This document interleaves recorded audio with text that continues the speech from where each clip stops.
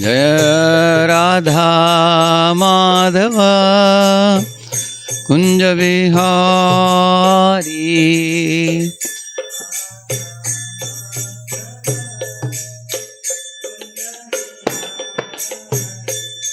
जय राधा माधव कुंज विहारी।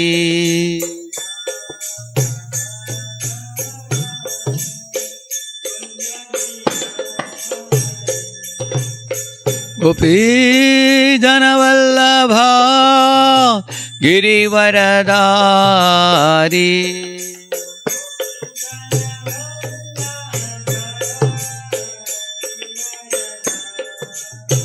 यशोदानंदन ब्रज जनरंजन।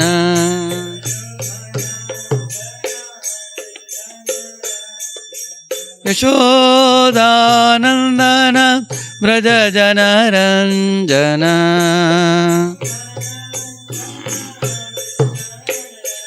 यमुना तीरा वनचारी।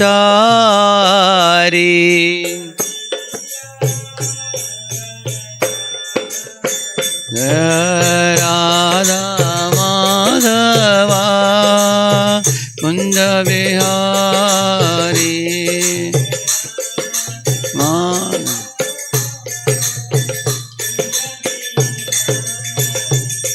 जय राधा माधव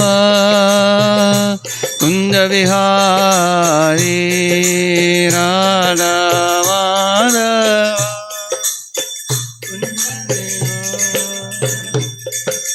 गोपी जनवल्लभा गिरिवरधारी।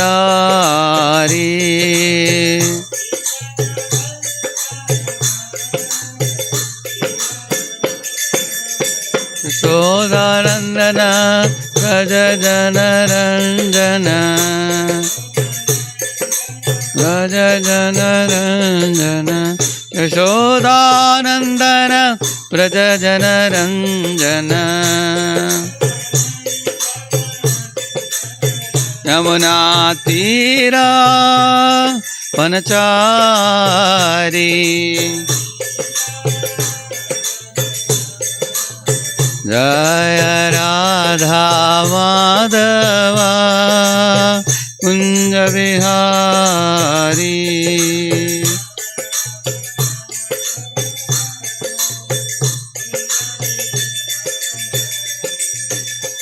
ओम विष्णुपाद परमहंस परिव्राजकाचार्य अष्टोत्तर शत श्रीमद् डिवाइन ग्रेस अभय चरणारविंद भक्ति वेदांत स्वामी श्रील प्रभुपाद की अनंत कोटि वैष्णव वृंद की नामाचार्य हरिदास ठाकुर की प्रेम से कहो श्री कृष्ण चैतन्य प्रभु नित्यानंद श्री अद्वैत गदाधर श्रीवासादि गौर भक्त वृंद की श्री श्री राधा कृष्ण गोप गोपीनाथ श्याम कुंड राधा कुंड गिरि गोवर्धन की ब्रजभूमि वृंदावन धाम की मथुरा धाम की द्वारकापुरी धाम की पुरुषोत्तम क्षेत्र जगन्नाथपुरी धाम की श्री मायापुर नवदीप धाम की गंगामय यमुनमयी की भक्ति देवी तुलसी देवी की समावेत भक्त वृंद की all glories to assemble devotees. All glories to assemble devotees. All glories to assemble devotees. All glories to Shri Guru and Shri Gauranga. Om Namo Bhagavate Vasudevaya. Bhagavate Vasudevaya. Om Namo Bhagavate Vasudevaya. Om Namo Bhagavate Vasudevaya. नारायणं नमस्कृत्य नरं चैव नरोत्तमं देवीं सरस्वतीं व्यासं ततो जयमुदीरये। नष्टप्रायेष्वभद्रेषु नित्यं भागवत सेवया भगवत्युत्तमश्लोके भक्तिर्भवति नैष्ठिकी। कृष्णाय वासुदेवाय देवकी नन्दनाय च नन्दगोपकुमाराय गोविंदाय नमो नमः।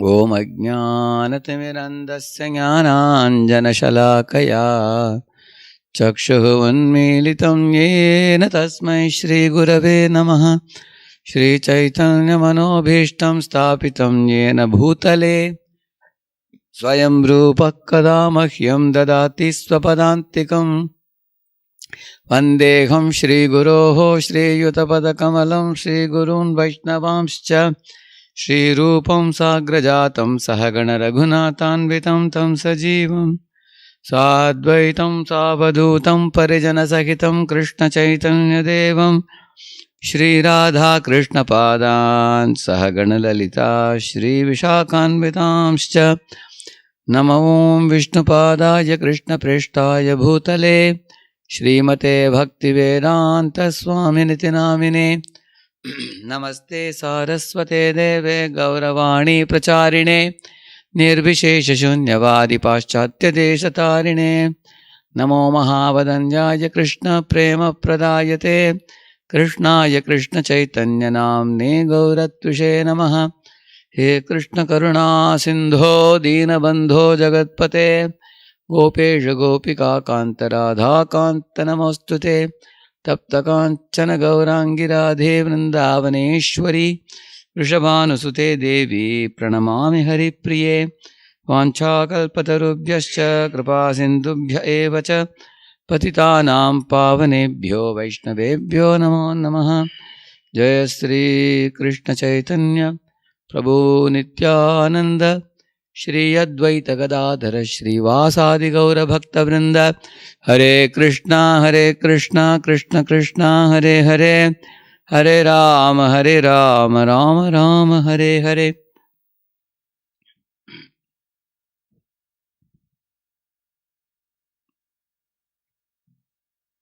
Welcome all of you for our Wednesday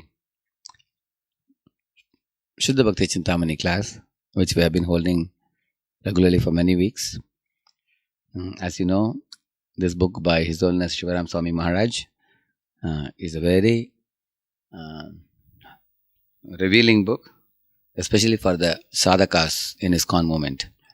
Those who want to chant the holy name inoffensively and very quickly come to the stage of Shuddha Bhakti, pure devotional service, which Lord Nityananda and all the acharyas in our line have been awarding.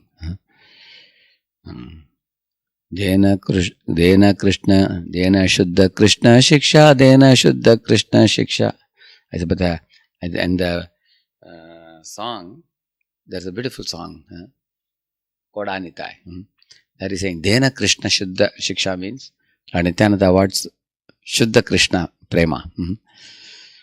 So, what are the obstacles that come in our way to attaining the Shuddha Bhakti?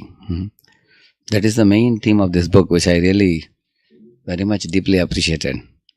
So, I have been studying this book and trying my best to understand and apply certain teachings from this book. We are very grateful to Shivaram Swami Maharaj for writing this book so powerfully based on Shastri quotes as well as quotes from Prabhupada's writings. And it is very authentically written. And he is actually paving road for all the sadhana bhaktas to come to the land of Raja. So beautifully. So today we are going to the 5th chapter, Sadhu Sanga, the culture and catalyst, is one of the main headings I have captured from this lesson, and I am giving title to this presentation today. So in the mixed devotion service is what we are elaborating now. We have come to the last section of this mixed devotion service. We have been hearing about the semblance of devotion in many classes. 5th chapter is the last chapter. And we will do it in probably a couple of sittings and complete it this class and next class.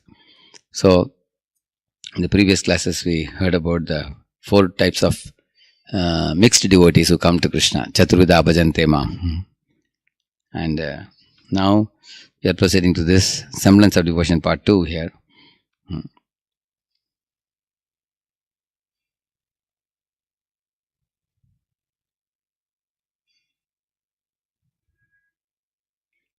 These are the main topics. What are the subdivisions of mixed devotion? They are explained. And how mixed devotion gradually leads to pure devotion. It's more elaboration is coming here. And gradual transition to pure faith and devotion. So many people have this question. If ultimately, capital G-O-D, God is one, why there are so many different religions in the world? So here is the general answer. Please read it. The one Supreme Lord has given people of various natures in various countries a multitude of ways to come to understand the one eternal truth that brings everyone to Him, loving devotional service. Yeah. So these people know always. They always say God is one like a sun. You can call it by various names. Dinakar, Bhaskar, Ravi, Surya, Suraj. So many names you call it. Ultimately, the sun is only one object. Similarly, in different parts of the world, people call God by different names, but these names are all attributed ultimately to one person. Everybody knows. The general answer it is. Here's a more complete answer, yeah? More complete answer. In addition to religions having dissimilar cultural appearances, they also differ in terms of the quality and quantity of their teachings. They are not all equal. Therefore, different religions attract adherents with different levels of spiritual qualification.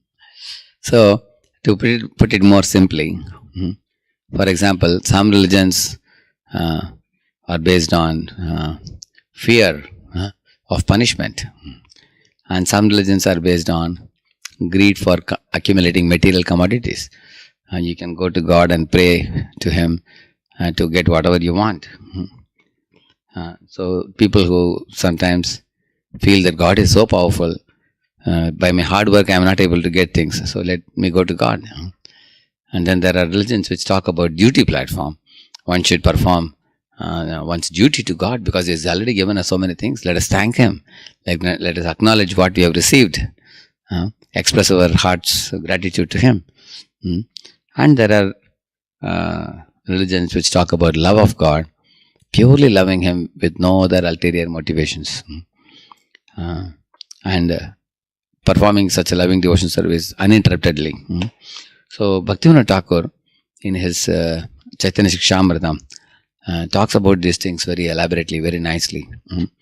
In fact, he even says that when I go to a church or a mosque, or for that matter any temple, what will be my prayer? He says, here resides that Supreme God, who is the master of millions of universes, and who is addressed by various names, who appears in various forms, and who is worshipped by various cultures, by various people of the world all across the globe. And all the people of the world bow down before Him, salute Him, worship Him, praise His glories, and express their love for Him, and receive reciprocation from Him. To such a God I bow down. I am paraphrasing his words, and very close to this he says like this. He says that wherever you go to any temple of any religion, according to the culture of people there may be some external differences. Like once I was sitting in an airport, I went to the prayer room. They showed me there's a prayer room, you can chant there. So I went there. I found there was a Christian sitting there. There was a Muslim. And I was the third one. We were all kneeling down, sitting. And I took out my bead bag. And I took my beads. And I saw the Christian priest wearing white gown. He also had similar another type of mala. I had Tulsi mala. He had another type of small beads. Then the Muslim also took out his beads also, rosaries. And all three of us were chanting. We are evoking the presence of the Supreme Lord. I saw when I was bowing down, they were also bowing down. He was doing namaz. They bow down, they pray to God. They stand up and again kneel down and bow.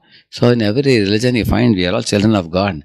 We may have different mantras, we may chant, different places, different according to Bhaktivinoda Thakur. He says climatic conditions and the nature of the people there and their gunas. due to which there are different type of prayers prescribed and their aspirations and their understandings of God. Just like in a second standard you understand some mathematics, in 8th standard more mathematics, in BSc Maths more Maths, and MSc and doctorate mathematics is much more deeper. So this way religions also give us different levels of understanding of God, and different religions reach us to different levels. But ultimately all of them are addressing to that one Supreme Lord Krishna. Like here we have given a, read it. Introduction. These differences do not mean, however, that one religion is better than another. Like for example here in Islam, except the pig and dog, other things are allowed to be eaten. So some restriction is put. Don't catch a dog in your street and eat it up. No. And then that also should be given qurban. One has to go to the mosque and, without causing pain to the animal, cut some nerve and release the blood, and then 1/8, everything should be offered to Allah, and then only 1/8 one can accept. 7/8 portion should be given in charity. In this way, Islam discourages meat eating. Similarly, here Roman Catholics take meat every day except Friday. In Christianity, you see, they have restriction also. So, in the same manner, in Sanatana Dharma, one considers actually, the books of Sanatana Dharma say that meat eating is a sinful life. One should altogether give it up. But all the three religions are tending towards either reducing or giving up meat eating. So you will see that, which means ultimately all religions bring us to a point of avoiding the sin of killing other creatures unnecessarily. Rather, the differences are like those between grade levels in school. That I already told you. Mathematics at one level. If you ask elementary school child, what is 2 minus 5? You will say it's impossible. But when you go to higher standards, you learn 2 minus 5 is minus 3. And then when you go to BSc, MSc Maths, you learn even more complicated things. You may learn about integral, triple integral and all that.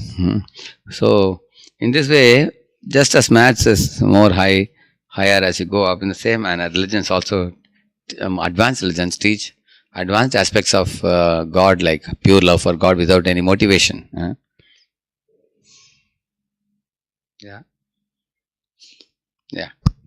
The various religious systems are meant to complement one another to help their adherents progress in faith and to elevate conditioned souls to perfection.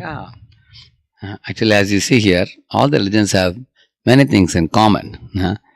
You will see that all religions talk about returning to God, our Supreme Father, service to God, avoiding sinful activities, glory of the Lord's names. For example, in the Bible it is said, O Lord, let thy holy names be hallowed with all thy heart. And actually it says that one should put one's heart and soul and everything in calling out the holy names. There are also slogans in Christian literatures, like for example, one should utilize all the instruments and call out Alleluia. The Lord's name should be loudly proclaimed, which they do. You might have seen that. Just as we play our mridangam and kartal and do loud kirtans, similar to that. So, in the same manner, all religions talk about approaching a mentor, spiritual mentor who can guide us in the spiritual path. Each religion is an indispensable step on the indirect path to the Lord. However, beyond the countless faiths of conditioned souls lies the true eternal religion, pure devotional service. Correct. There are many faiths of the conditioned souls about God at different levels. But beyond all this lies the Shuddha Bhakti, which is purely based on love. There is no motivation, no interruption in such a loving service. All the religions ultimately are supposed to bring everybody to that point.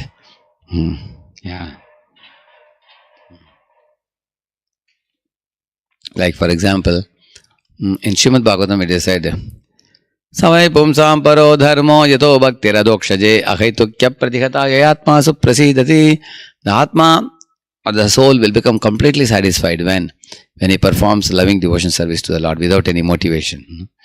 Similarly, in the Bible also it is said, do not aspire for the wealth which will be eventually stolen by the thieves, eaten by the moths, and rusted by the wind. Like that, which means, don't chase after material wealth. Chase after spiritual wealth, love of God. So, here I have given a comparison between Sanatana Dharma versus Islam. For example, in Sanatana Dharma we call it Jiva, they call it Ruh. Here my material we call it as Achit, they call it Jism. Yeah. And conditioned soul we call Baddha Jeev, they also call Ruh Tarkibi, they call it like that. We call God or Ishwar, they call it Khuda. So they also talk about, here you see, the soul is the eternal servant of God. Similarly, here also it says, Ruh remains eternal servant of Khuda. We call Banda. So in this way you find, if you make a comparison, the words, like we call it love of God as Krishna Prema, they call it Ishq. Ishq is actually love of God. Yeah. Similarly, we call ignorance or darkness or or impurity in our heart, like Kama Krodha, Mala we call it. They call it Malafut. They call it. See, same thing. We call Mala, they call it Malafut in Quran. You can see that. Yeah. So, we call Mukta Jiva, if somebody is liberated. So they call it Ruh Mujarrad. That means Mukta Jiva. So, therefore, you can make a one-on-one comparison like this. Bhaktivinoda Thakur has done this in Jaiva Dharma, you see. He's compared the Sanatana Dharma and Islam. And he shows that ultimately all religions actually are talking about reviving our sambandha with God. Yeah. And that God is one who possesses all these opulences in full, which is called Bhagavan. As Lord Krishna possesses all opulences. Ultimately, yeah. Ultimately, like the innumerable creeks that enter into many streams, the streams into great rivers, and the rivers into one ocean. All authorized forms of the religion end in pure devotional service. Shuddha Bhakti. Ultimate, that's ultimate. Shuddha Bhakti is ultimate. Therefore, we have been trying to come to the platform of Shuddha Bhakti. Yeah. More on the semblance of devotion.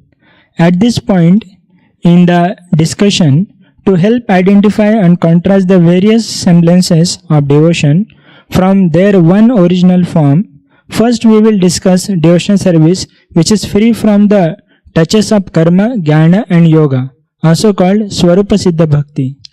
The Swarupa Siddha Bhakti. In our eternal Swarupa, in our Siddha Deha, we do this Bhakti.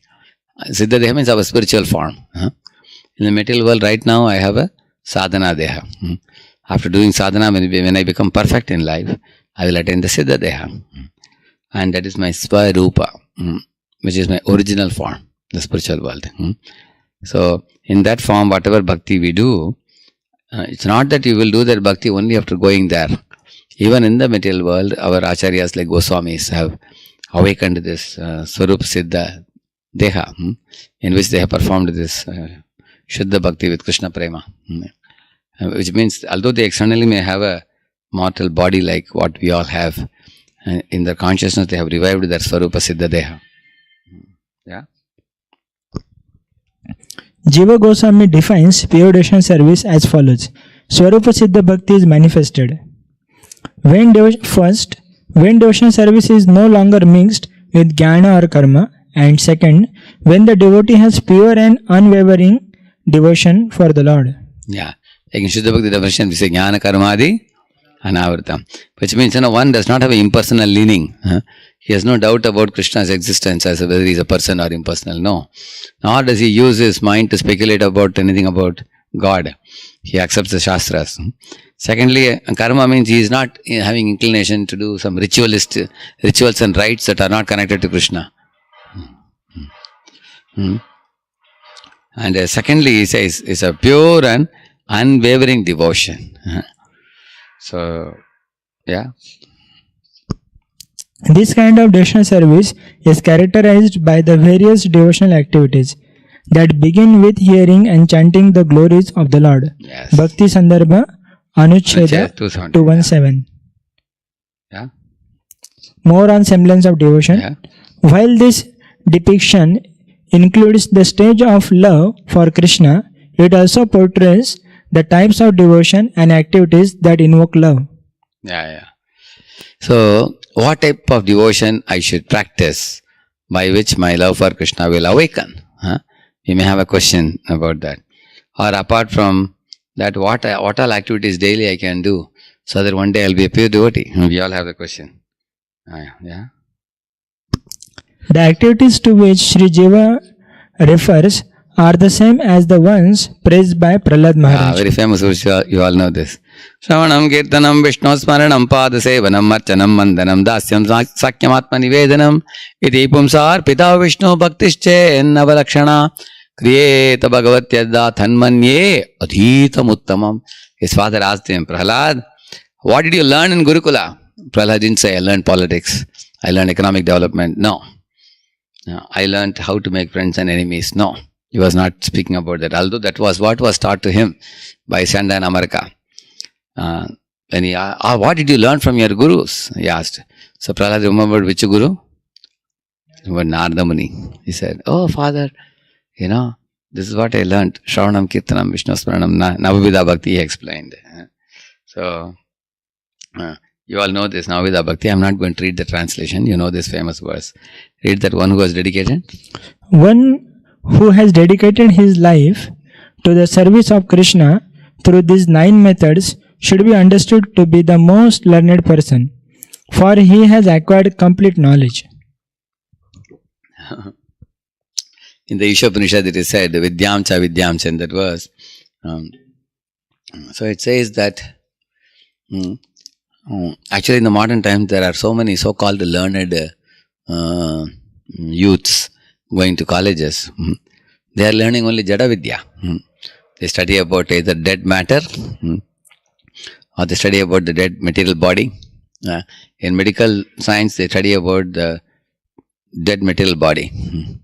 In engineering they study about the dead Jada, all the different type of metals and materials, isn't it? Either they are dealing with gross or subtle material energy only. They are hardly, you hear anything about the soul or God or the loving relationship. So you will see that in the Ishopanishad it is mentioned, Jada Vidya is going on in the name of education, and that's not education. Or some people become religious and they think, I am God. I am soul and super soul are same, they think. So that is even another big foolishness. Maya apahrita jnana. Their intelligence has been stolen away by illusion. They think they appear to be godly people wearing the dress of a sadhu and trying to preach also. But we oftentimes find they mislead the people. So the material scientists mislead the people towards matter. And so-called Mayavadi impersonal spiritualists, they lead the people in the path of spiritual life, leading them to a spiritual suicide, which is actually merging in Brahman and things like that. So, then what is the real Vidya? In the Ishopanishad it is said the real Vidya should actually bring you to the point of developing the culture which is explained in Bhagavad Gita, 13th chapter, 8 to 12 verses. Amanitvam madambitvam ahimsa kshantirarjavam acharyopasanam shaucham stairyam atma vinigraha indriyarteshu vairagya manahankaram evacha janma mrityu jara vyadi dukkha doshanudarshanam asaktir anabhishvanga putradara grihadishu nityam cha samachittatvam ishtanishtopapattrishu mayi cha ananya yogena bhaktirabhya vicharini vivikta desha sevitvam maratir jana samsadi Adhyatma jnana nityatvam tattva jnanartha darshanam etad jnanamiti proktam ajnanam yadatonyatha. These verses, 13th chapter, 8 to 12 verses. In that he says, Mayicha ananya yogena bhaktihi abhyavicharini. He says, one should practice devotional service to Sri Krishna. Abhyavicharini means pure devotional service, unadulterated with anything else. Then along with that, all other culture items are mentioned, are also mentioned, they will all come eventually. So in this way you find Prahlad Maharaj here also glorified the devotional activities as the topmost education. So in the Ishopanishad it is said that that culture of practice which is explained in 13.8 to 12 called as 18 processes of knowledge, 18 items, that is real jnana, Krishna says. If you implement those things, then one will come to the Supreme Personality of Godhead, Krishna. And to that Supreme Lord, we should execute this type of 9 types of devotion. Yeah? See the beautiful title here, The Merciful Masters. Compassionate dealings with cheating servant. Merciful Masters, Compassionate Dealings with Cheating Servant. I really loved this title. Because generally in this world, when a servant is cheating, the master may fire him, which is what we have seen in most of the industries. Nobody wants a cheating fellow. But how can somebody be compassionate in dealing with such people? Like, Putana Rakshasi, she came like a cheating servant. Why? She actually said, I'm going to feed you milk, my child, please come, lie on my lap. And she smeared her breast with poison and pushed it into the mouth of the innocent looking Krishna. That's what Bhagavatam says, aprameyam. She did not know the power of the person whom she is taking on her lap. She was unaware. Foolishly, she tried to meddle with the Supreme Lord Krishna, not knowing when she put him on her lap. Little did she know who he was. But he's a merciful master. Kamba dayalam sharanam brajema. He is glorified. Why he is merciful? Not only he sucked her, poison and life air, but he also awarded her the position of a nurse in the spiritual world, assistant to Yashoda, because she had a desire to serve milk. So he took the best side of her personality. Yes, okay, go to that abode where you will get to feed me milk. So that is his merciful master's compassionate dealings. Merciful master Krishna's compassionate dealings of giving her the Datari position in spiritual world with the cheating servant Putana. That's the meaning. Shri Prahlad Maharaj's words portray the uncluttered world of pure devotion. So Prahlad Maharaj himself was a pure devotee, but on the other hand, those who come with a semblance of devotion, they are considered to be cheating servants. And about this, Prahlad himself says in one of the slokas, Ashasano na vaibritya swaminna ashisha atmanaha na swami brityata swamyam icchanjo rati chashisha. You know what he says?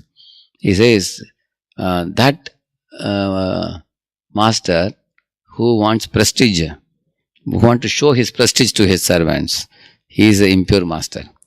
And that servant who comes to a master with some material motives, he is an impure servant, he says. And then he's saying, that master who simply unconditionally loves the servant without any expectation from servant, he is a pure master. And that servant who comes to serve the master, praises the master not out of flattery, and he wants to serve the master not out of motivation. He wants to purely serve. He is a pure servant, he says. I'll tell you an example, it will become very easy to appreciate the point. Like, Sudama coming to Dwaraka to meet Lord Krishna with some chipped rice. And Lord Krishna was completely satisfied with the chipped rice that he provided, although it's not a very great quality prasada. Simple prasad it is. And Sudama also did not ask anything from the Lord. He simply wanted to love and serve him. Lord Krishna also did not behave like a very prestigious man.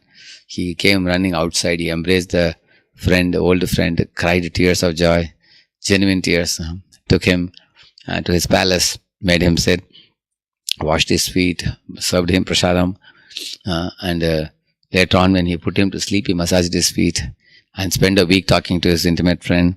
So in this way you find that kind Lord Krishna was. So therefore you find that is the nature of the Supreme Lord. So this is pure master and pure servant, isn't it? On the other hand, example of impure master, impure servant, you find sometimes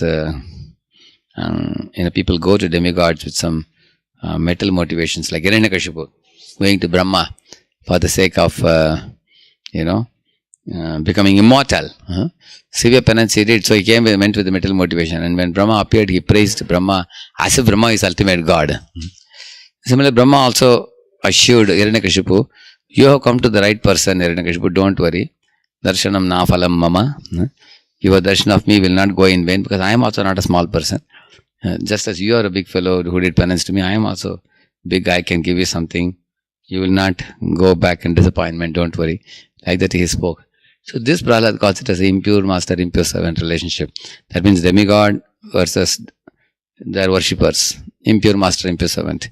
And Krishna versus his pure devotee worshippers. He calls it a pure master, pure servant relationship. Otherwise, if you are not a pure servant, we are going to be like a businessman. Oh Lord, I will give you this, you give me that in return. It becomes a business dealing.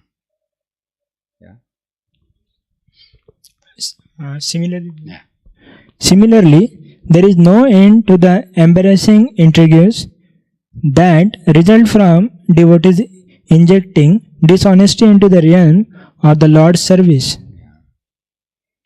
Krishna is so kind, however, that he gradually reforms the cheating processes until devotees are free from duplicity and have acquired the kind of integrity that attracts him. Yeah. Now we all know that we are trying to practice devotion service. At the same time, we have a tendency to have a desire to enjoy also. Like demons want to only enjoy, and pure devotees want to only do loving service. But the demigods have a combined desire. They want to serve the Lord, at the same time they want to enjoy the material world by lording it over also. So that is our situation also in the path of devotional life when we are trying to progress. So, but Lord is so kind, He makes various methods and ways by which He can purify us and bring us to the platform of ultimate integrity in serving Him purely without any duplicity. Yeah. Yes. This chapter further investigates the semblance of devotion and how it is reformed. What are the results of the three kinds of semblance of devotional service? Yeah. According to the principle that the result is determined by the combination of its efficient and ingredient causes. Yatha yoni, yatha bijam. Srimad Bhagavatam 6.1.54. Devotees receive results corresponding to their faith and accomplishments. I'll show you the verse 6.154.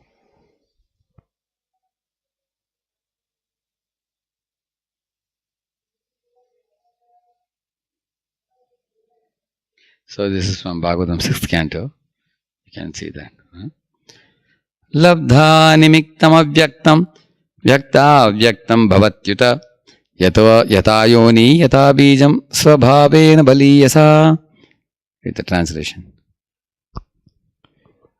The fruitive activities a living being performs, whether pious or impious, are the unseen causes for the fulfillment of his desires. This unseen cause is the root for the living entity's different bodies. Because of his intense desire, the living entity takes birth in a particular family and receives a body which is either like that of his mother or like that of his father. The gross and subtle bodies are created according to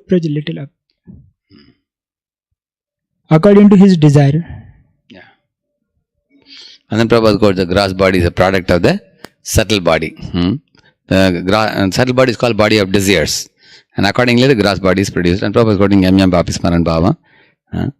And the atmosphere of the subtle body at the time of death is created by the activities of the gross body.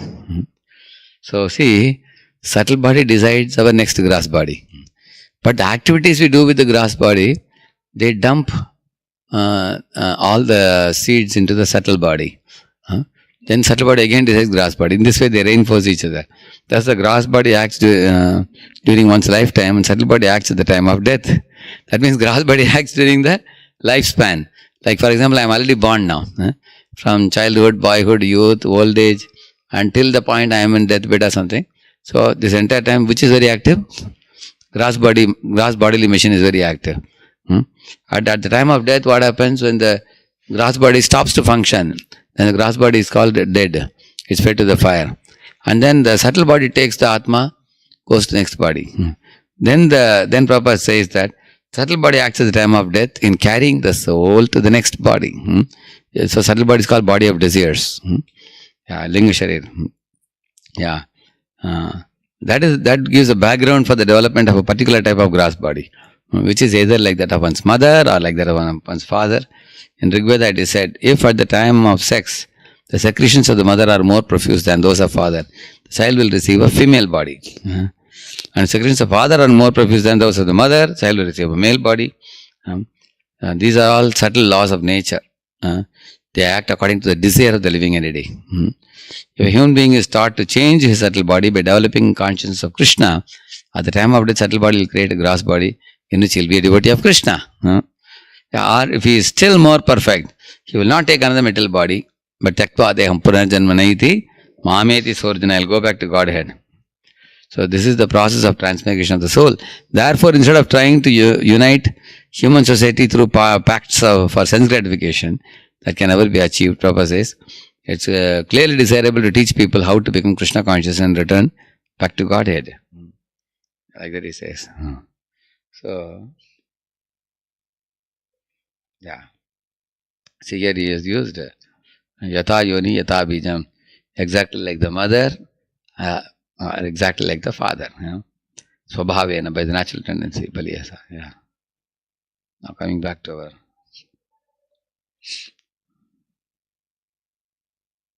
So he says that the result, what is the result he's talking about? What are the results of three kinds of semblance of devotional service? Yeah. The result is determined by the combination of the efficient. So this will be explained now.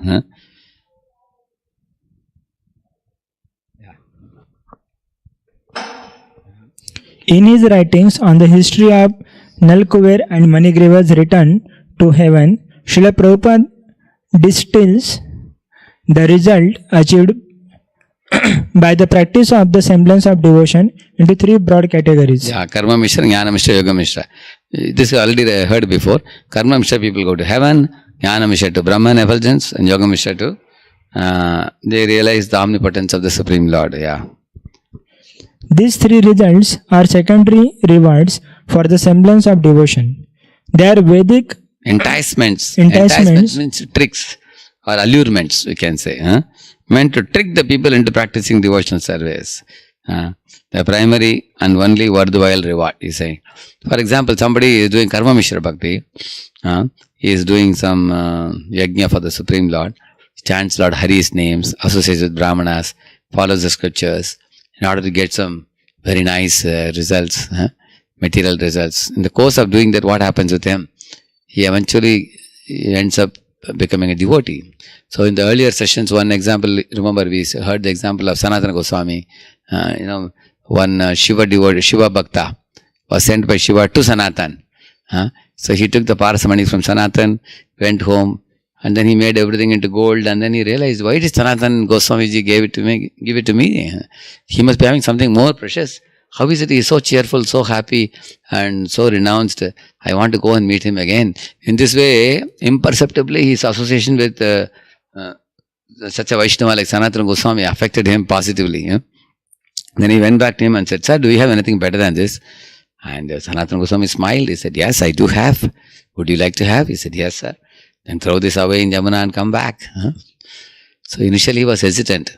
But the Goswamiji's cheerful face and his pure devotion to Krishna and his great renunciation of the things of the material world, and he is living in a pure and pristine place all the time, chanting and reciting the glories of the Lord, all these things touched his heart.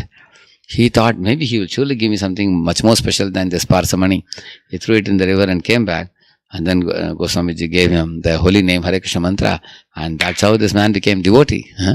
He became Krishna devotee. He had a Karma Mishra Bhakti before, but he became a devotee.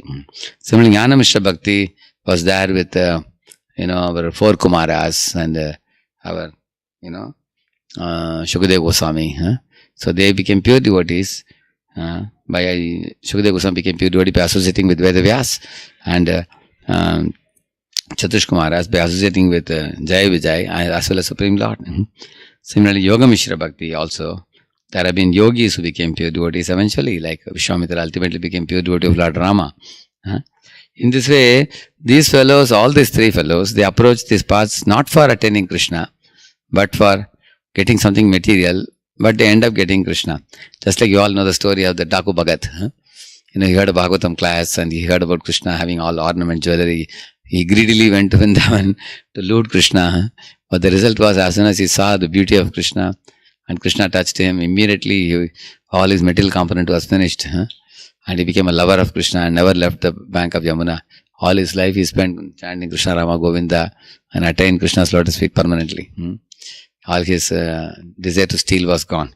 That's why he's saying, to trick the people into practicing devotion service. Yeah. By the company of pure devotees, all three types of religionists gradually acquire a taste for bhakti. See the words used here. Actually, pure devotees company is what makes all the difference. But one should be patient because it gradually they will acquire taste for bhakti because they have the old baggage to be cleared. So that will be cleared gradually and then taste for bhakti will be awakened. Yeah. As that taste matures, their mixed devotion is gradually purified of all traces of karma, jnana and yoga. And in time, it reverts to its original unalloyed form. Yeah, go ahead. As pure devotees, they forget their aspirations for heaven, for instance, and ultimately redirect their vision to Krishna and Krishna's abode Vrindavan. Yeah, like Dhruva Maharaj, isn't it? Dhruva Maharaj initially aspired for a better kingdom than his father or grandfather, but after meeting Lord Vishnu, he redirected his vision to Vaikuntha and he went to Vaikuntha actually. Yeah. This is the final result of any type of semblance of devotion. Eventually one attains this. So this is a heading it was given, leaping from semblance to pure devotion through the company of pure devotees. This is how one comes to pure devotion. Even Dhruva Maharaj went to, he was Karma Mishra Bhakta in the beginning, became Shuddha Bhakta.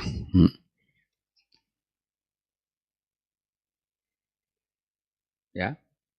While Krishna was present on earth, many devotees performed devotional service for personal gain. In Nectar of Devotion there is an example. Here is an example. Read it. One such devotee lived in Dwarka, where he had the good fortune to regularly see Krishna by the grace of the Lord's associates. This devotee accepted Krishna as the Supreme Lord, yet maintained his desire to merge into Krishna's effulgence. But by seeing the Lord's beauty, his heart changed. His selfish desire faded, and in its place stood a desire to serve the Lord. Freed from conditional devotion, the devotee lamented. See, he was actually an impersonalist, but by seeing Krishna regularly, gradually the impersonal desire got washed off and developed a desire to serve. Because impersonal desire is a selfish desire. Just like bhukti is selfish, mukti is another type of selfishness. I want to merge into Supreme Brahman and become Brahman and I can relax. I don't have to do any service. I can leave the cycle of birth and death. Neither I have to suffer cycle of birth and death, nor I have to serve. I can be in between hanging, suspended as a Brahman, relax there. From that desire, by seeing Krishna as a personality, he developed an affection for the Lord, and here is what he is saying. See what he says. In this Dwarka Dham, I am being attracted by the Supreme Personality of Godhead Krishna, who is personified spiritual bliss. Simply by seeing him, I feel great happiness. Oh, I have wasted so much time trying to become self-realized through impersonal cultivation. This is a cause for lamentation. Like that, impersonalist became a pure devotee. Like Radheshyam 3:134. This way, impersonalists can also become pure devotees simply by seeing the deity form of the Lord and bowing down to him regularly. Yeah. Scripture and Vaishnava Acharyas stress the importance of the company of pure devotees. Without it, mixed devotees cannot find their way clear of material desires. The following verse gives further evidence of this truth. Yeah, Dhruva Maharaj could clear off his material desires by the guidance given by Narada. Similarly, you find many people in the past met pure devotees and being guided by a pure devotee like an apprentice below a pure devotee, they all became purified.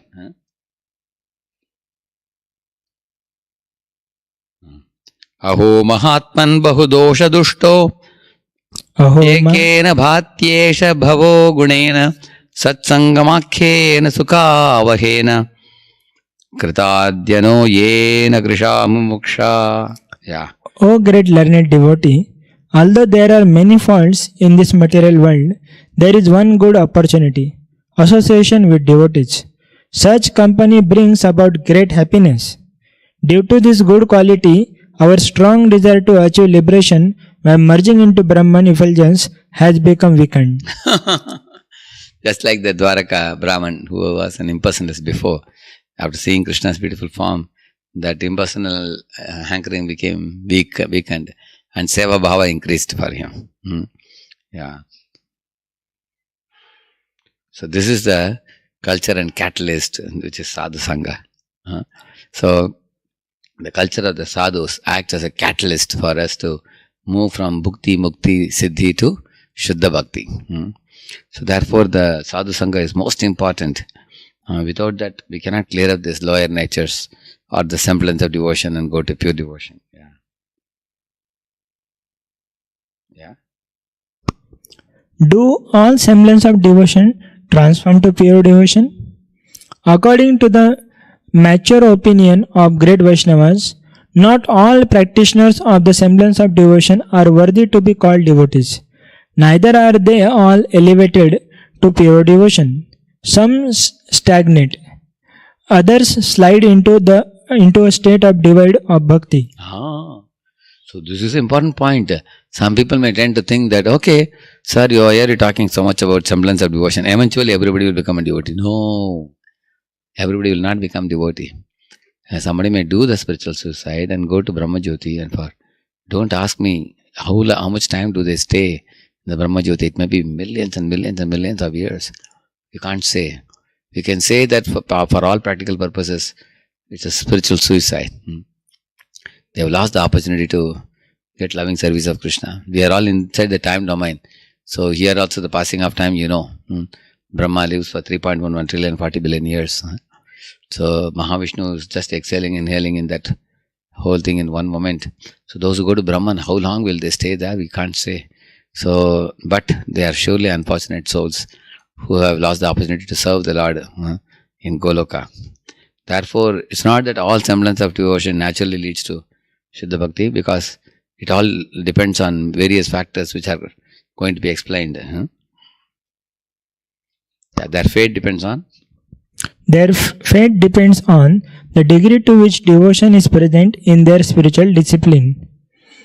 Srila Prabhupada writes, Bhakti may be considered in 3 stages, called Guni Bhuta, Pradhani Bhuta and Kevala.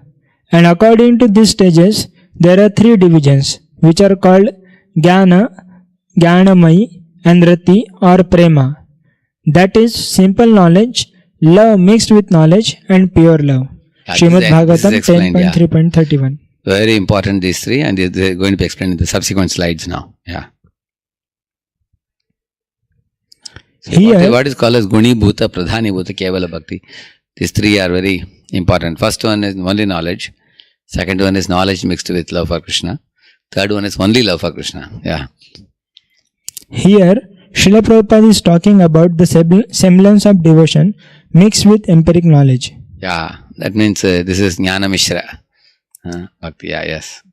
It's called as actually, it's called as semblance of devotion is Bhakti mixed with empiric knowledge means Jnana Mishra. That means Jnana Mishra Bhakti, yes. In such a case, when devotion, love is dominated by knowledge, it is called Guni Bhuta Bhakti, and the practitioner is called a Jnani. Like we say, a Jnani type Bhakta, you say, no? It's Guni Bhuta Bhakti.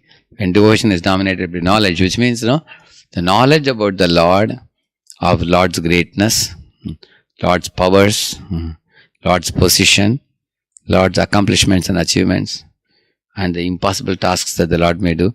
So these things charm the heart of the devotee here. And due to that, he is respecting. Next one. When devotion subordinates knowledge, however, it is called Pradhani Bhuta Bhakti, and the practitioner is called a Jnanamayi or Jnana Mishra Bhakta. See, when devotion subordinates knowledge, that means, bhakti has become more now. And the knowledge is, it's not due to the knowledge of Lord's greatness that one is, worshipping the Lord, but once devotion has increased, then it's called Pradhani. That means the devotion has become Pradhan now. Then he is called as a Then here he is saying, then it is called Pradhani Bhuta Bhakti. And the practitioner is called the Jnanamayi or Jnana Bhakta. Yeah. Actually, there is a Bhakti Mishra Jnana and Jnana Mishra Bhakti. What is the difference between the two? Bhakti Mishra Jnana means 90% Jnana and 5-10% Bhakti. That is Bhakti Mishra Jnana. Like that, like you see in the Guni Bhuta Bhakti. He is only called as a Jnani. Or we can say little Bhakti Mishra Jnana. Jnana is more, Bhakti Mishra is very small. 2% Bhakti, 98% Jnana. Like that, Bhakti Mishra Jnana. Whereas Jnana Mishra,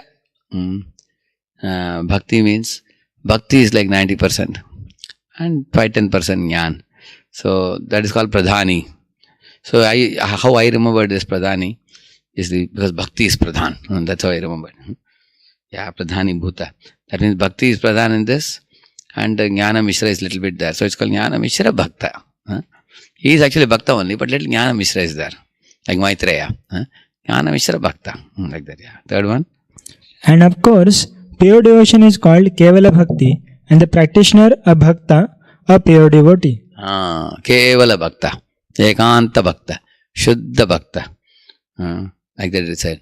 Ekantino yasyana kanchanartham vanchanti yevai bhagavat prapannaha atyadbhutam taccharitam sumangalam gayanta ananda samudra magnaha. See, this is Kevala Bhakta. Ekantino yasyana kanchanartham vanchanti. The pure devotees of the Lord never desire anything material. Why?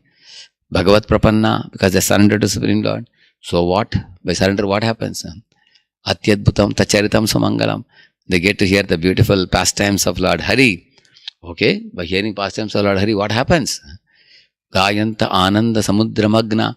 They always are, delighting in playing in the waters of the ocean of nectar of devotion. In this way, they don't aspire for anything in this world. They're simply joyful. For example, I'll tell you a simple example. You will appreciate this. Say, sometimes you find very rich fellows, stinking rich fellows. They have, 50,000 crores, 80,000 crores, like that people. They have sons, daughters. They sometimes go in cars to some, resort like Mahabaleshwar and everywhere. You see, they don't have to keep money in their pocket to purchase anything.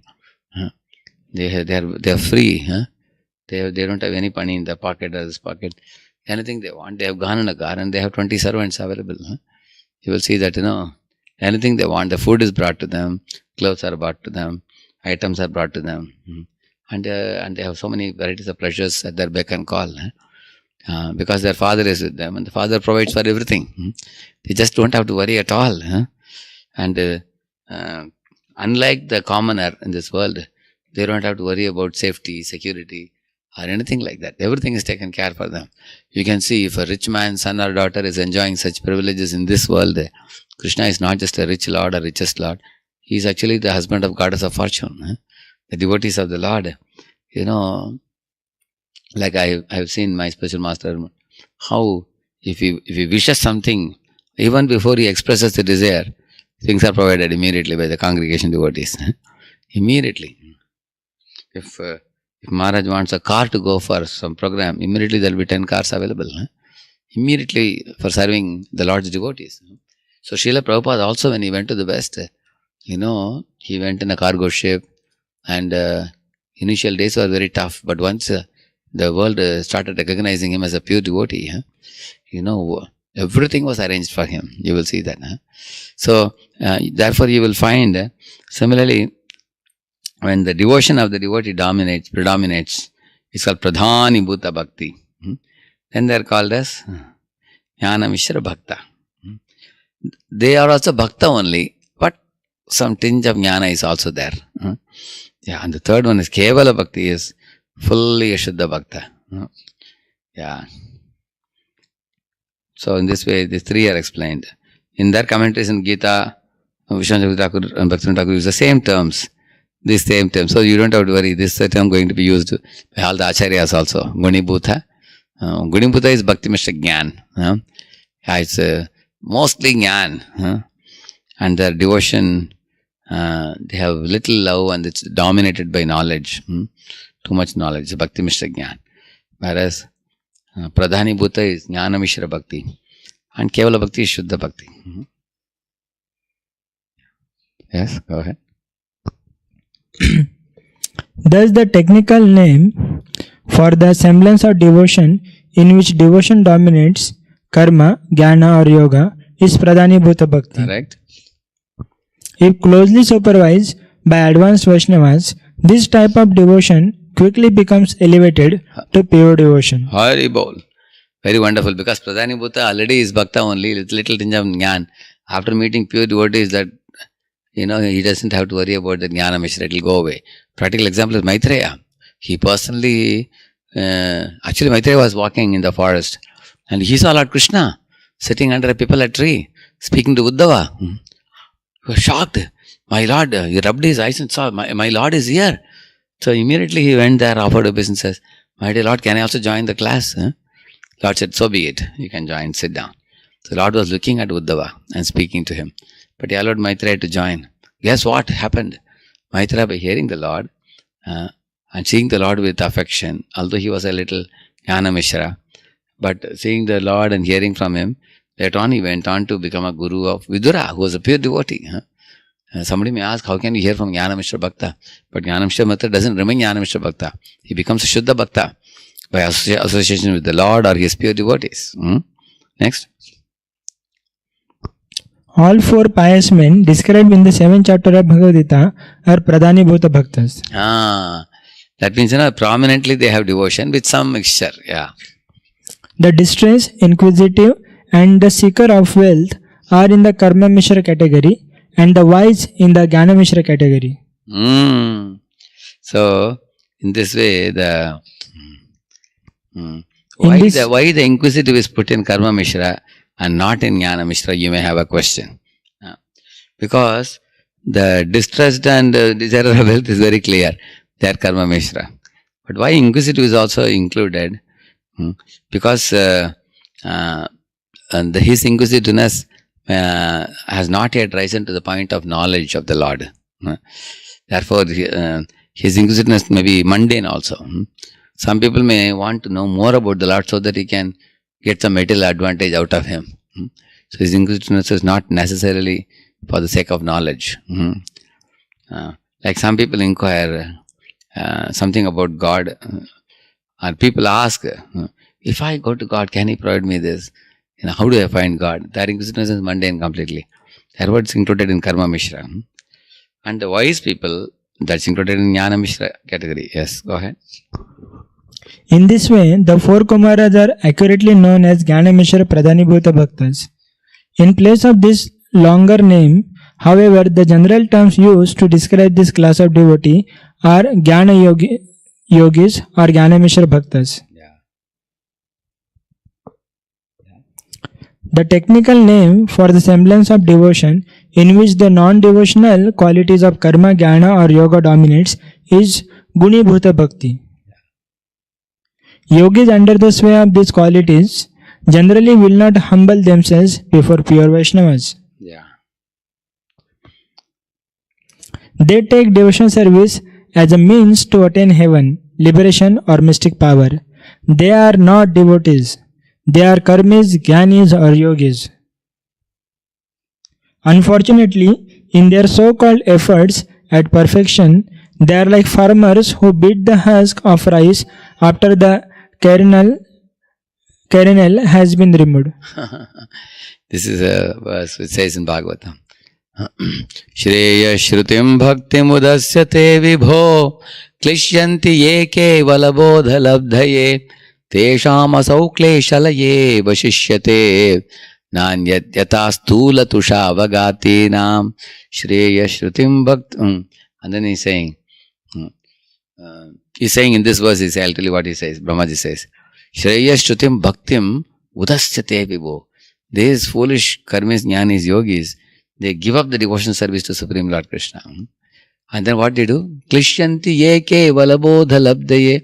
They adopt the difficult path of speculation and yoga and karma and such kinds of things. Tesham asau kleshalaye vashishyate. And what is it like? He is saying, Nanyat yata stula tushavagatina. They are taking empty husk and beating it to get rice out of it. Will they get anything out of it? He says, yes, they will get. What is it? They will get kleshara. Only pain in the hand they will get. They won't get a single grain of rice. He's saying, these people are like that. So Gunibhuta Bhakti means, mostly karma, jnana or yoga, and very little fraction of bhakti in it. For example, the karmis, they're chanting the Vedic mantras. Hare Om Sham no Mitrasham Varunaka Sham no Bhavatparyamam Sham Nayandro Brihaspatihi Sham no Vishnurukramaha Namaste Vayo Tvamevam Pratyaksham Brahmasi Tvamevam Pratyaksham Brahma Vadishyami Ridam Vadishyami Satyam Vadishyami Tanma Bhavatu Tad Bhaktaram Avatu Avatu Mam Avatu Bhaktaram Om Shanti Shanti Shanti. So they began with what? Harihi Om, that's all. They have called the name of Hari. You have to be happy with that. Just like when Nimai Pandit appeared in Navadvip, the Brahmanas would heartily utter the names of the Lord. But on that day, due to the Grahanam, eclipse, when they were taking bath in Ganga, Hey Pundarikaksha, Hey Govinda, Hey Gopala, Hey Madhava, like that they were calling names. They were calling different names, and that is only very occasionally, And because Nimai Pandit was appearing, Lord Chaitanya was appearing, he made his appearance happen purposefully in eclipse time, so that these fellows will chant the holy names, and they will do quotation of the holy names, because Lord has descended only for spreading the holy name. Otherwise, these karmis, they may hardly consider chanting the holy names of the Lord, because their minds are focused on fruitive results. Similarly, the jnanis also. Jnanis think that, alas, this material cycle of birth and death is so painful. This Jagat Mithya is so painful. The 6 whips of hunger and thirst and old age and death and lamentation and illusion. We are being whipped by the 3 gunas and everything. Let us take help of Lord Hari. So jnanis also do bhajan. I have seen pictures of jnanis who wear this bhasma on their head. Bhasma means the ashes. They put ashes on their head. Still they are also chanting great devotion. Hey Govinda, hey Gopala. As if they have great devotion. But that devotion is a cheating devotion. Why? Because they want to take help of Krishna. Just like somebody takes help of a ladder to go up. After going up, he'll kick the ladder away. Similarly, they will take help of Lord's names to attain Brahma Jyoti. And once they attain, they will say, now we don't need to chant Lord's name because I have become Lord myself. I am Supreme Brahman. Like that they will say. So this is a Gunibhuta Bhakti. Jnanis. Similarly, yogis like Vishwamitra is performing penance. What for? He want to become Brahma Rishi. He is not happy with Raja Rishi. He is not happy with Maharshi. He want to become Brahma Rishi and compete with Vasishta and prove that, I am also a Brahma Rishi like you. Although I am born in a Kshatriya family, I will do the Brahminical activity with great struggle, repeatedly failing. So these are not devotees. He is saying that the predominantly karma jnana yoga and that percentage of bhakti. Yeah.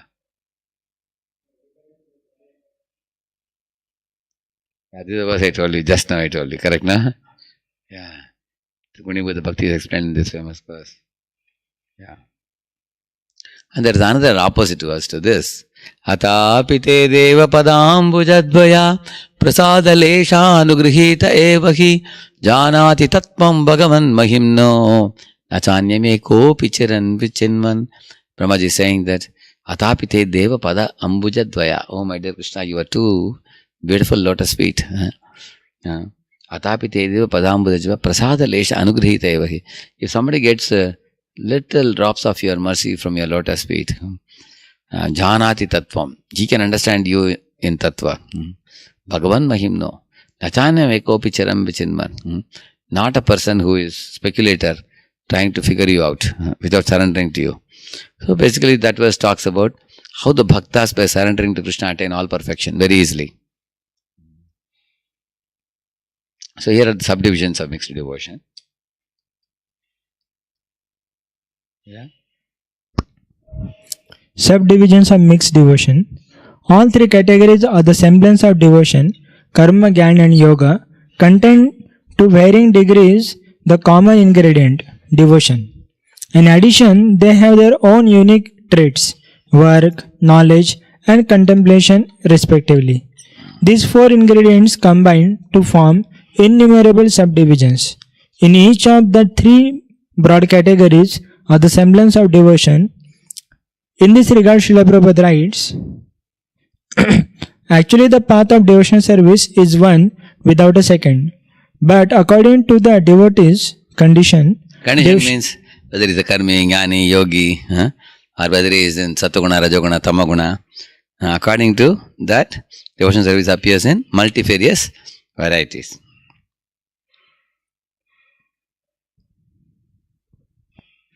Yeah. Lord Chaitanya's explanation of the famous Atmarama verse is an exposition on some of the many kinds of mixed devotee and non-devotees spiritualist. Sri Chaitanya Mahaprabhu describes the verse to Sanatana Goswami in only 61 ways. By his own admission, he has spoken of only a few of the unlimited kinds of mixed devotees. That means there are more than 61, so I'll show you that now.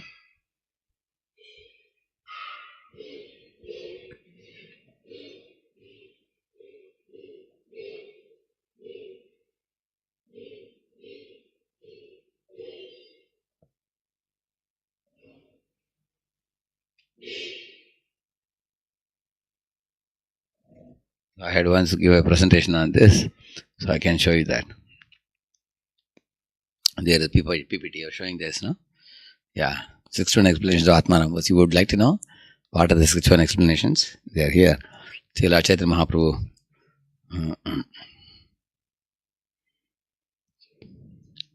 So, Sanatana Goswami humbly requested Mahaprabhu to explain the meaning of Atmarama verse. What is Atmarama verse? Very famous one. Atmaramaścha munayo nirgranta apyarukrame kurvantya hetukim bhaktim itham bhuta guno hari. Meaning of this verse is, Lord Hari's qualities are so sublime that even the liberated jnanis who are known for the stability of mind and fixity of their consciousness on Brahman, and who are free from the agitations and allurements of the material world, and who always prefer recluse. They like to stay in secluded places. They don't mix with the populace, and they don't do any activity other than being silent and other than being absorbed in meditation. Even such jnanis also, Atma Ramascha Munayo, it says, Nirgranta Apirkrame, they have become Nirgranta, they are liberated souls. But Kurvanti Ahitukim Bhaktim, even they do bhakti for Lord Hari, because Lord Hari's qualities charm even their hearts also. And the example is Shukadeva Goswami. Brahman realized jnani. He came to his father to study Bhagavatam and fall in love with Krishna. Yeah, so Lord Chaitanya Mahaprabhu glorified association with Sanatana Goswami. By your association I can speak something like that, he says. And then he took these words, Atma Namah, Cha, Munaya, Nirganta, and there are many meanings given here as you see here. You see, one who enjoys the 7 items, body, mind, absolute truth, natural characteristics, firmness, intelligence, and endeavor, that's called Atma Ramaha. And Cha also is connecting word. Muneha, when you say one is thoughtful, grave, silent, ascetic, keeps great vows and all that, renounced order and saint. Nirgrantha also has many meanings like that. So, because there are multiple meanings, Mahaprabhu connected them and explained how there are so many different type of api. Every word is explained like this. So after this you will find here comes the category start here. There is Akama Bhakta, Moksha Kama Bhakta, Sarva Kama Bhakta. From here he explains the meaning. Now you can see this chart. This is what I want to show you. Read the group 1 on the top. Group 1, Shanta Bhaktas, 13 type of Atmaramas. They are given here. The first 13 types. If you see here, in that there is Jnana Marga, and that side there is Antaryami Upasaka. Correct, no? And the word Cha is connected. So in Jnana Marga you find there are 2, Brahmopasaka, Moksha Kankshi. Correct, no? So in the Brahmopasaka, if you see, there's a Sadhaka, there's a Brahmamaya, and Prapta Brahmalaya. Which means, first they also have sadhakas, like we have devotional sadhakas. They have impersonalist sadhakas. like Navayogendras. And those who have become Brahmamaya, Shukdev Goswami, he has already become Brahmamaya, absorbed in Brahman. And Prapta Brahmalaya means one who has actually attained Brahman perfection. That is the third category. Similarly, here you find Moksha Kangshi. In that there is Mumukshu, which means one who is desiring liberation, like Shaunakadi Rishis, they desired liberation. And Jivan Mukta is Bilva Mangal Thakur, is a liberated soul. And Prapta Swarupa means one who has attained his original constitution position. So in this way, these are all Jnana Margis. Brahmopasaka, Moksha Kangshi. Then there is Antaryami Upasaka. In that there are Sagarbha, Nirgarbha. Sagarbha means their focus is Vishnu in their hearts. And Nirgarbha, if you see, their focus is impersonal, not personal Vishnu. So then in that also there are three stages. Yogaruda is a neophyte. Yogaruda is a perfect person, perfected person. Prapta Siddhi means attain the ultimate perfection. So in that Sagarbha Yogarukshu, Sagarbha Yogarudha, Sagar Prapta Siddhi. Yogarukshu means he is now starting to meditate on the Vishnu form in his heart, isn't it? And Yogarudha is one who is elevated to the platform of yogic perfection by meditating on Vishnu, already is elevated. And Sagarbha Prapta Siddhi means, attain the perfectional stage. Same way for impersonal Brahman, this Nirgarbha fellow, they do like that. So here, how many are over? 13 types of Atmaramas are over like this here. Next slide here. Another 6 more types are there. When you consider Atma as the mind, Atma as endeavor, Atma as dhriti or endurance, Atma as buddhi, and Atma as swabhava. In the Atma as buddhi, there are 2 categories: learned scholar and philosophers, uneducated, illiterate and foolish person. So in this way, he explains about this.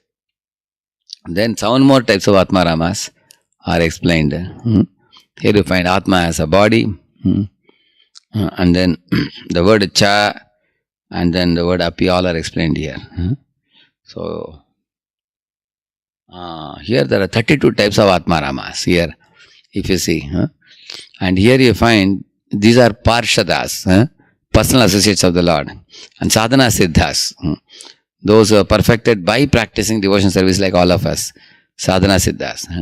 And Jata Rati Sadhaka, they have become very mature in the practice of devotion service. Ajata Rati Sadhaka means they have not yet attained the Rati, they are aspiring for it. In that there are 5 rasas. Here you find here 4 rasas are given here: Dasa, Sakya, and Guru and Kanta. Why Shanti is given, not given? Because Shanti, there is no service in Shanti. There is only admiration. So here that is already covered in the previous parts. So here servant, friends, superiors and beloved. So how they relate with the Lord. In that relation, each of them have their respective. Similarly, Raga Bhakta. This is Vidhi Bhakta. Vaidhi Bhakti is practice, and Raga Bhakti is a perfected stage. Same, Dasya, Sakya, Guru and Kanta. So in this way, here there are 32 varieties of Atmaramas. Those who are all devotional Atmaramas. Previous were all Jnani, Yogi, Karmi Atmaramas, and these 32 are devotional Atmaramas. You see? And then 3 more types are given based on the word Cha used as Samuchaye, Cha used as Sarva Samuchaye, and Atma used as Kshetrajna, like that. So now Sanatana Goswami, after hearing 61 explanations, he offered his prayers to Lord Chaitanya and surrendered to him.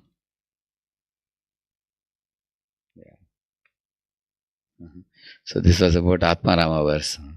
Now let's get back to our...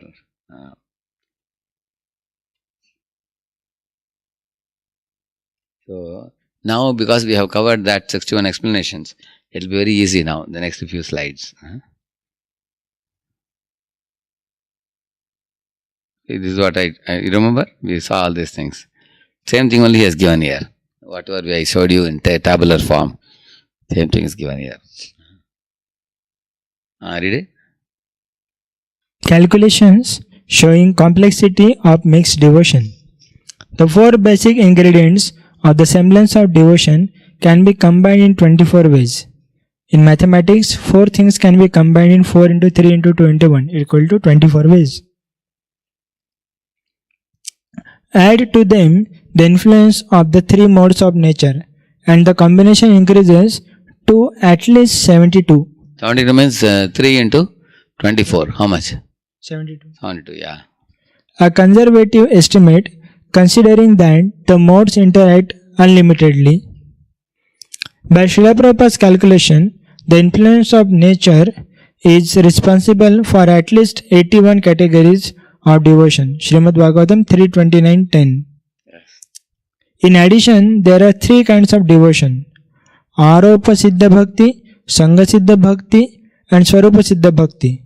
That brings the combination to 216. That means 3, you have to multiply it with which one? 72. 3 into 72, how much? 216.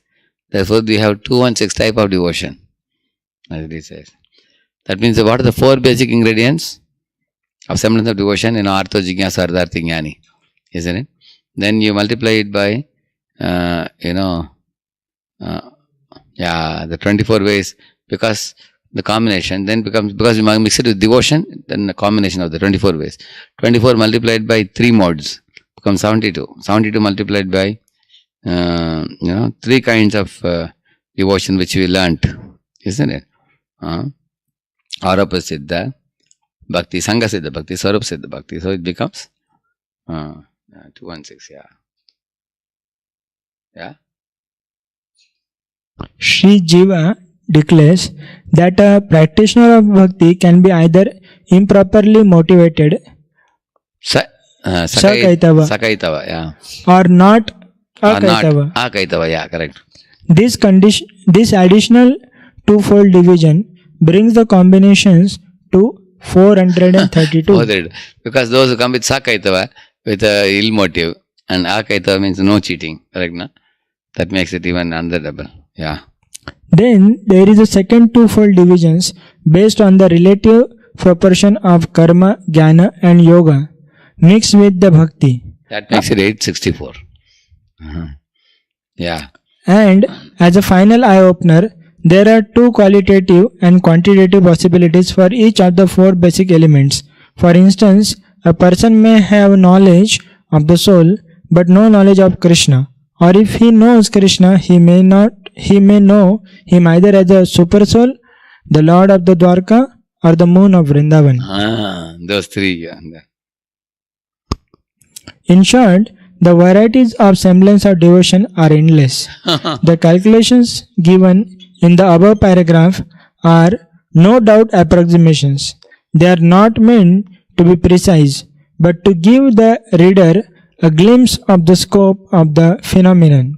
Many other factors can both modify and amplify the calculations. Yeah. Yes. Yeah. And just imagine how many names there are to describe these innumerable categories.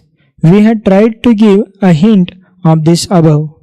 For instance, in Karma Mishra Bhakti, also known as Karma Yoga, when a practitioner is attached to the fruit of work, he is said to be engaged in Sakam Karma Yoga. And if he is not attached, is detached, then it's called Nishkama Karma Yoga. Yeah. So Nishkama Karma Yoga, like Arjuna, is engaged in Jnana in lesser proportion. Then it's called as a Nishkama Karma Jnana Mishra Pradhani Bhuta Bhakti Yoga. Like that. Because he's Nishkama Bhakta, and he is engaged in Jnana in lesser proportion. So Jnana Mishra. And because of that it is, but Pradhani Bhuta, mainly Bhakti he has. And little Jnana Mishra is there. Then it's called Bhakti Yoga. So in this way, like that he says. But if his practice is, Jnana is in greater proportion, instead of Pradhani Bhuta, it will become Guni Bhuta. It will become like that. And because this type of Bhakti is only practiced to achieve perfection in Jnana, it is strictly speaking not Bhakti at all. Because the goal is only, so therefore he is saying that one cannot attain Shuddha Bhakti like this. So in this way he is explaining how many names could be there. Yeah, read it. Dear reader, the above 3 paragraphs are not meant to confuse or overwhelm you, but simply to give you an idea of the technical details mentioned earlier in this chapter. Please know that this section only touches on the subject of the semblance of devotion. It is beyond the scope of this book to describe in detail the many varieties and nuances that distinguish these varieties of devotion from one another. And it's not necessary for you to know all the details he's saying, because if you have to explain the 61 type of Atmaram hours, we can take each of them and elaborate on it, which is not the goal. But we have to understand the existence of those things, like that he's saying. But the basic principles underlying the semblance of devotion have been explained in plain English, with the hope that you will be able to avoid the allurements of the semblance of devotion and remain fixed on the path of that pure is the only bhakti. goal. Because so many things are there in the name of devotion. Don't chase after any of them. Go only after pure devotion. That's the only goal. And in Srila Prabhupada's words, it says to analyze Shuddha Bhakti Yoga minutely. One has to understand these other yogas. Karma Yoga, Jnana Yoga, Ashtanga Yoga. Like the Prabhupada says. Therefore, this analysis is presented. Because Prabhupada says it in Bhagavad Gita 6.47 purport, he says that. So Bhaktivinoda Thakur provides a simple formula by which you can understand why there is so much variety of semblance of devotion. He says karma arises from lust. Like Indra wanted the post of Indra. After 100 yajnas, one attains the post of Indra. It's called Shatakratu. So there is a lust for position, post and enjoyments, heavenly or earthly. That is karma. And jnana arises from indifference or aversion or hatred for material enjoyment. One develops a great fear of the cycle of birth and death. One becomes averse to the material world. One wants to do tyaga, turn away from it out of fear that it will cause me entanglement. So it arises from indifference. And bhakti arises from faith and love in the Supreme Lord. Therefore there are so many varieties. In this way, impure devotion in any form can be distinguished from the real thing, pure devotion. See how scientific our acharyas are presented. So anybody brings any type of mixed devotion, you can immediately spot out karma, jnana, yoga mixture easily. So we want to perform pure devotion free from karma, jnana, yoga. From Bhakti Aloka. This BBT is simple formula. Bhaktivinoda Thakur simple formula has given. This is the way we can understand it.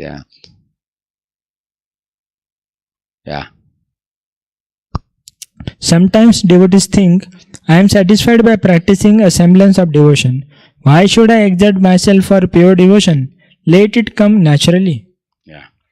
But we must realize that without making an effort to elevate ourselves, the material elements of the semblance of devotion will distract us.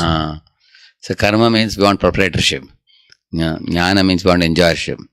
Yogi means we want controllership. So proprietorship, controllership, enjoyership will allure us in this world. Yes. So Bhakti Abhas can avoid all perfections of Dharma, Artha, Kama, Moksha.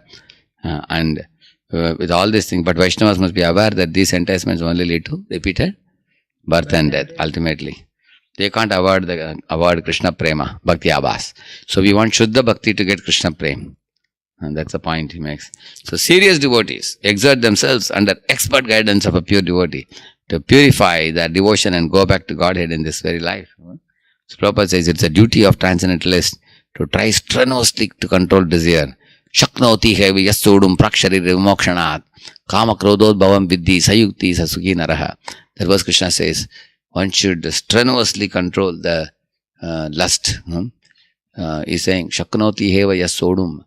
Till when, you may ask, till the last breath. Till last breath, don't indulge in sinful activities. Because in Bhagavatam, the example is given, like a green tree, it showers lot of seeds. And after all those seeds grow into small, small trees, then this tree dries up. Similarly, in our healthy body, in youth, we perform so many sinful activities which produce the karma bijas, which assure another 100 material bodies. And then this body dries up, like that it dries up.